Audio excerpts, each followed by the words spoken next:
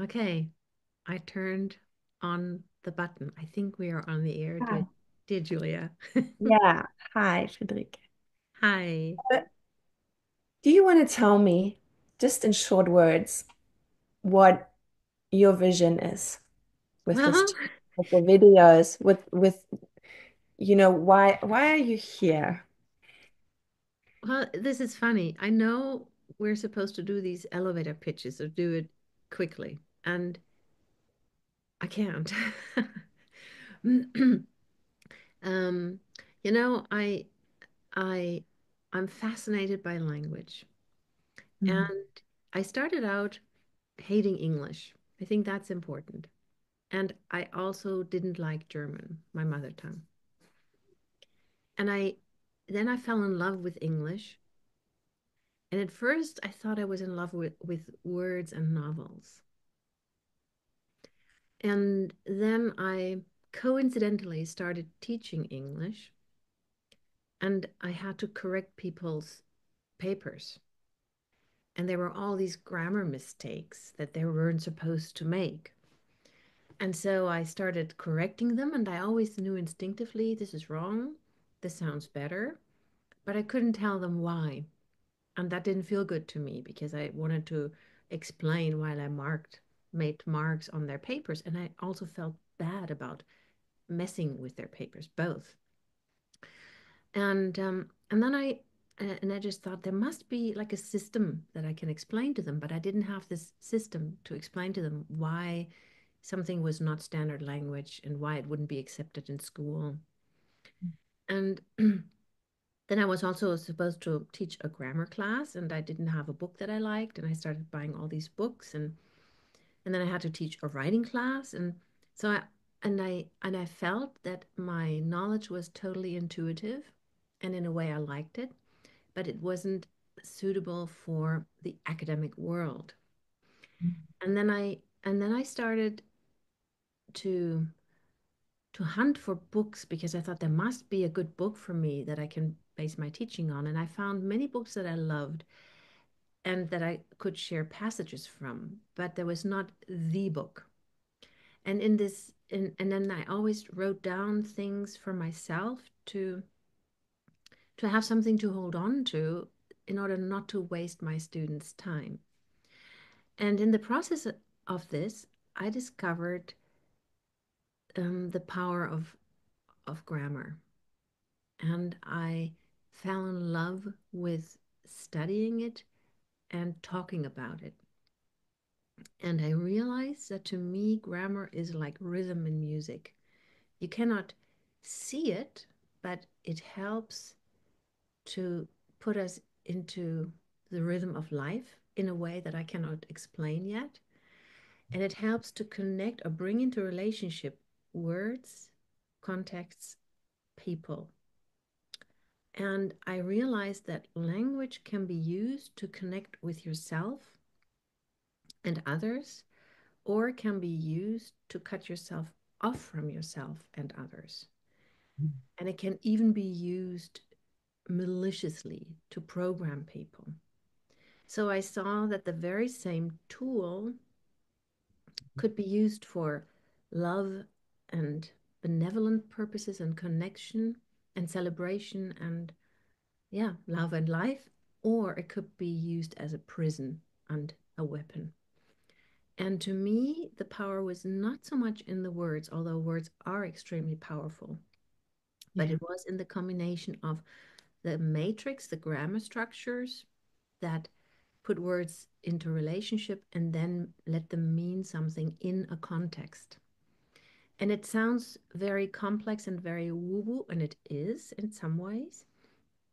But if you start studying grammar in very simple terms, like what is a word, what is a word class, what is a sentence, what is a clause, all this meta language that we need in order to look at language, when you do that in little baby steps, you start thinking about perception and sensing and feeling and being in the world in a totally new way that I find extremely enriching and powerful and empowering in a good sense. And yeah, it's just like this journey to understand what do words and texts do with me, for me, against me, and with us, for us, or against us, and to find a way to use language in a really healing, empowering way. And so I found that the very banal language of grammar somehow enabled me to look at the complexities and the mysteries of language and to use that as a springboard into really deep philosophical issues that I find um, not only enriching but necessary for life. And yeah, that's why this is so important to me, so that I actually think it's not only our right as a human being to study this tool, but almost like a, I don't like the word duty so much, but like something we have to do because it's so much part of being human. Yeah. And so I understand the way you do it can really help heal the trauma of learning English. And, especially in, we're both Germans. So Mm-hmm. a lot of Germans have a lot of trauma around Mm-hmm. English or foreign languages, Mm-hmm. Yeah, right? well, it did that for me. I didn't realize that what I thought was my hate of English and of school was trauma. I Mhm. hated the pain of the trauma. And I thought that I was stupid and that language was too much for me and that English was ugly and all of that. And then suddenly, through the transformative lessons of one teacher, English felt like my home and the great love of my life. And like this, it was this transformative journey from going, I hate English and it's ugly and I'm stupid, to wow, English is my home. It's the Mhm. most beautiful thing I've ever encountered. It makes me feel warm and connected when I engage with it. And it has helped me discover myself and Mhm. has helped me to see, no, I'm not stupid. And the category of stupid and smart is stupid anyway. It's not about being stupid or smart, it's about being in relationship and finding connection. And Yeah. and to me, deep connection and love and beauty and joy are almost the same thing. And yeah, that's why I'm passionate about English. Yeah. And have you witnessed this by holding space for your students? Have you witnessed this in them as well? Well, what I found is I have this long journey of teaching, uh, and I found that pronunciation is really very important in the beginning. It's not important that we speak perfectly. Mhm. It is important that we listen perfectly and that we connect with the rhythm and the feeling of the language and Yeah. that we feel the vibrations of the sound really deeply. Mhm. And that can happen through very basic pronunciation drills, which make you feel how your body produces sounds, and then you connect with the sounds physically, emotionally, and also cognitively. You combine those. Understand. I didn't bring anything except I have these cards here. I have a poster where all the sound, two posters with all the sounds, and then I made these cards. each Mhm. each sound has a card, and I'll give you an example. Like, okay, a very simple one. Bear, Ben the bear, is the representative of the sound B. And that's totally easy now. We need a more difficult one, um, a more difficult sound. Um, oh, Sally the seal is a good one. the voiceless s, the hissing sound is so important because the letter S represents either the um, the hissing sound or I found, oh shoot, I haven't organized them, or the sometimes the zebra sound. Mhm. And and for Germans, it's easy to learn s and z because we have both of those sounds in our language.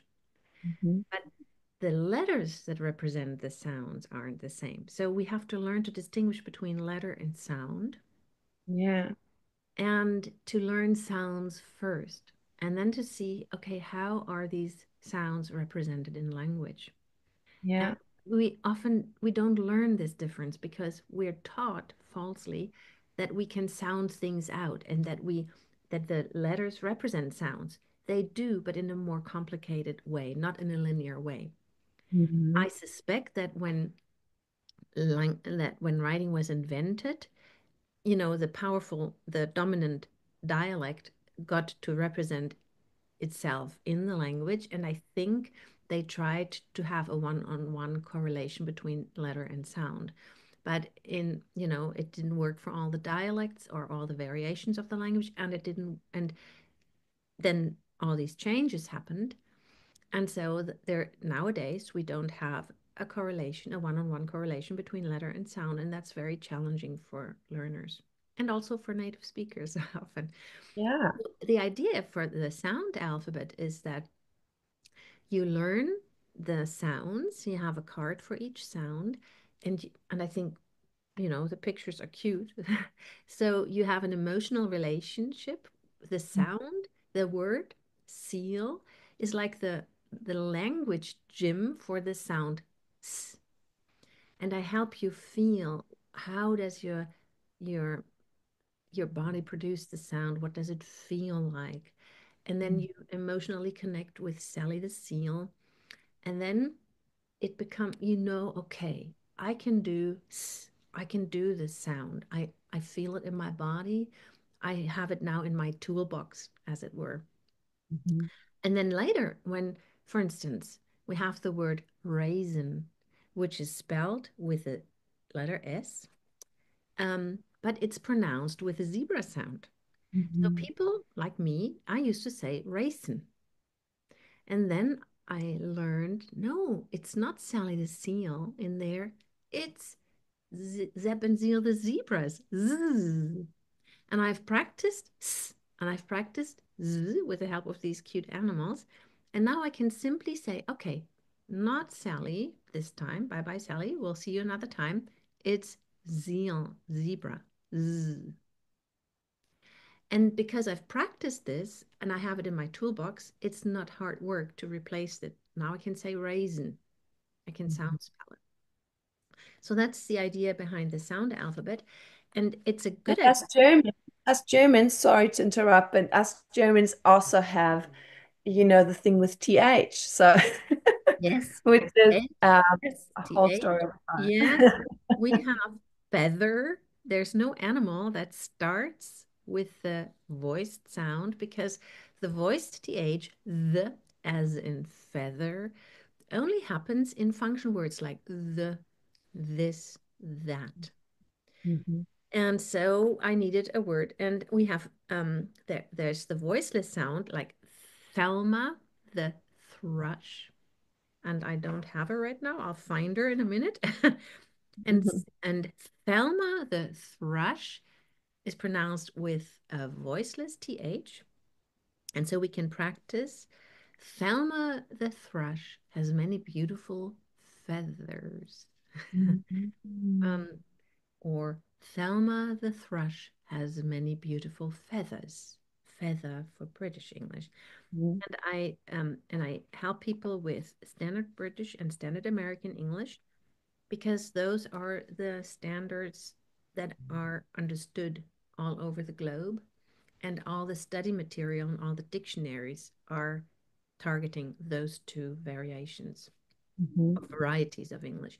And when you understand the difference between standard British, standard American, and standard German, or Denglish, as we say in English. Yes. German, Deutsch, English, Denglish, yes.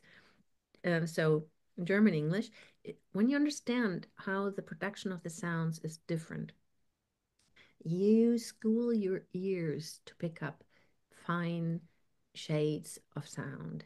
And then you can deal with differences that occur in Australian or New Zealand or South African or Jamaican or whatever English.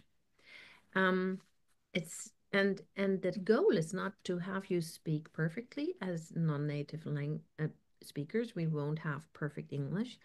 The goal is, as I said, to feel the flow Yeah. and to be able to really understand and to make your meaning and to not be afraid to let the language be in your body, to feel physically comfortable with it.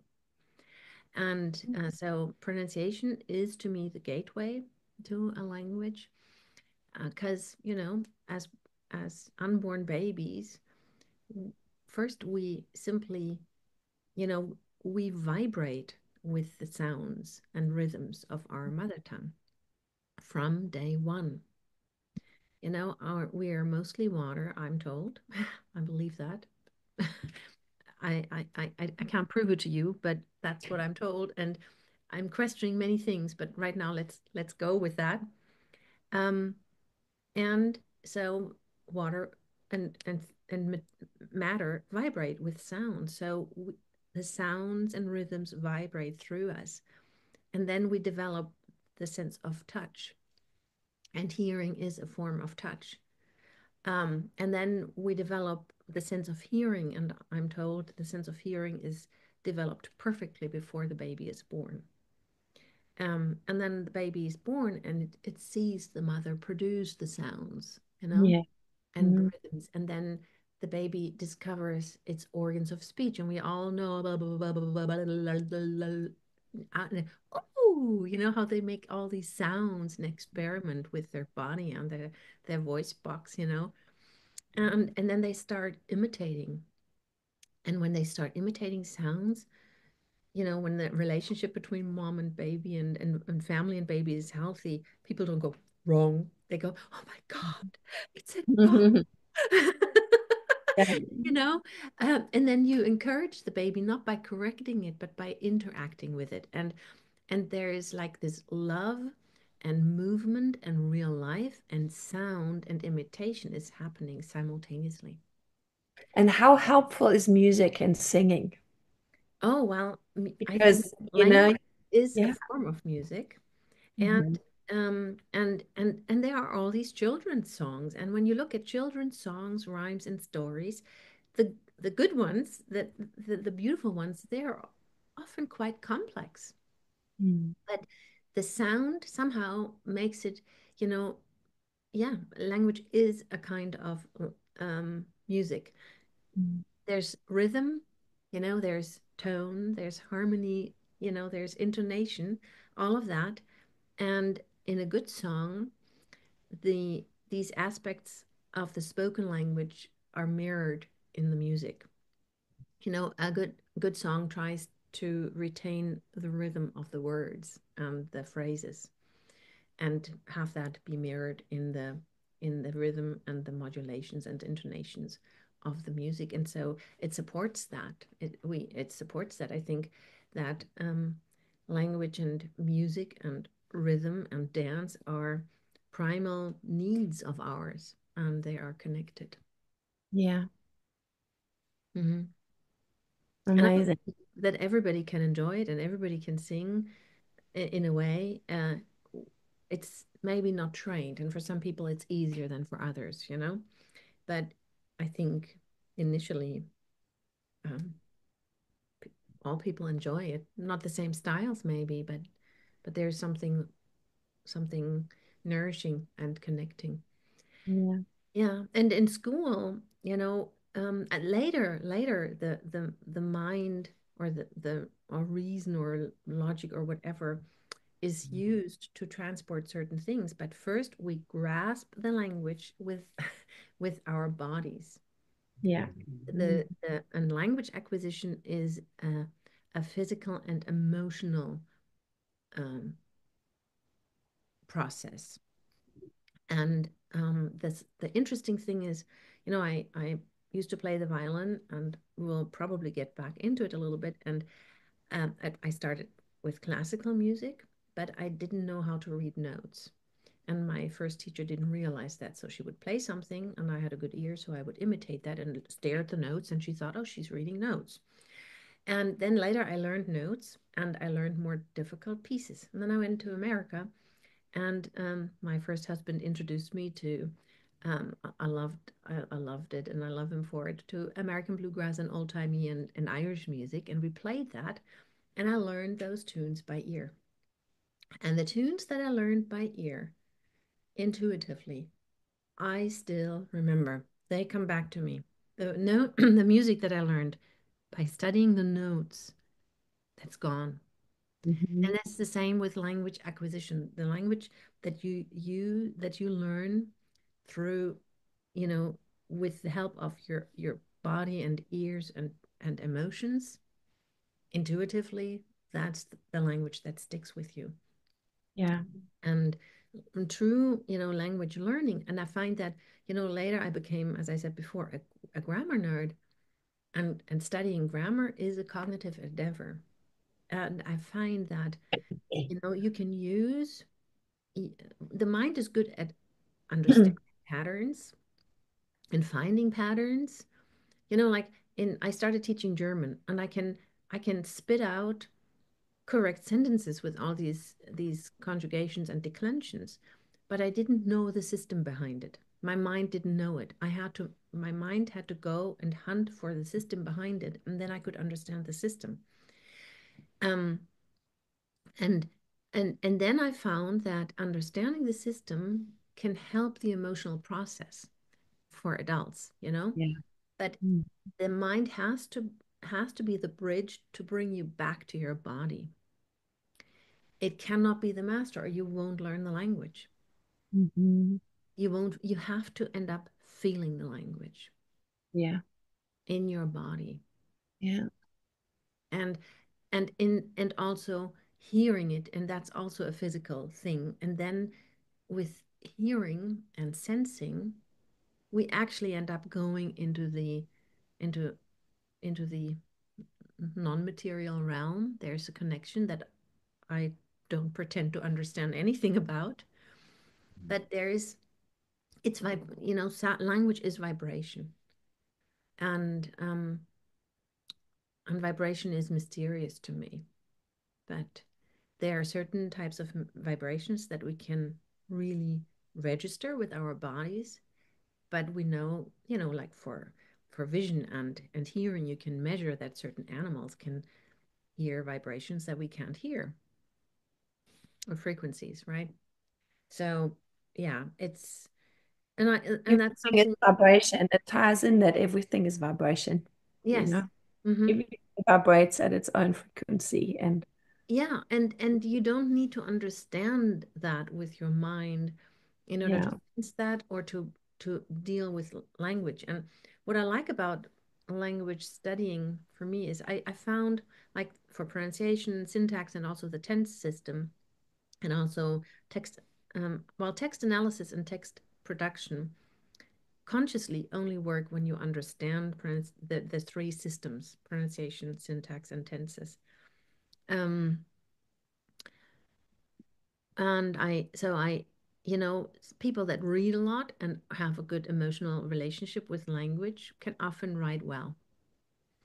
And that's fine. I don't need to, then there is no teaching involved. If you want to really understand the writing process, there are some things that are mysterious about it, but there are also some things that we can really learn. Um, but it only makes sense to study and train if you understand the basics. How does language work? And otherwise, it's totally fine to not understand grammar if you just want to connect with people. If you don't have any blocks, and you learn the language by going to the country and listening to people and listening to whatever and feeling it and then speaking it, Um, That's fine. That's perfectly fine. And me. this Yeah. my kind of teaching is only important either when you're blocked, when this intuitive approach doesn't work because you've been disconnected, your mind and your body have been disconnected, or if you want to understand how language can be used for love or against you. Hmm. If you Yeah. really want to understand that at a deep level, then it's really worthwhile to study grammar. Yeah, so what I teach is not language. I don't help you to acquire language as such. I show you how language acquisition works, and I can help you remove the blocks that keep you from acquiring it. I can inspire you maybe to give it a try, but the process is something that every person has to undergo on his or her own. Mhm. But that's how, we had a different conversation recently where we talked about, well, we can hold space for someone and help someone discover him or herself. Um, but but the but the process is is very individual, and you have to go on the journey. And we each there are certain things that life has helped us understand more deeply, and then we can sometimes share our joy or our skills a little bit. But ultimately, we have to decide what journey we are on, and to walk. We have to walk the steps. Yeah. Yeah. Does it make sense a little bit? It makes total sense to me. Yeah. Thank you. Well, Thank you so thank for you. finding amazing words, and I could feel everything. I'm a very, you know, person to feel like the frequency in my body, and I could feel it all moving through my body. So thank you. Oh, wow. Thank you. That means a lot to me that you could feel it. Thank you. Thank you.